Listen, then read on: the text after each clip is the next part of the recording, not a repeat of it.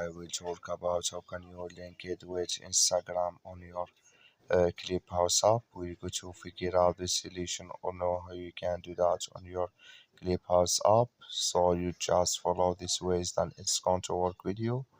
So all you have to do, so you just go above your photo profile, click on it here.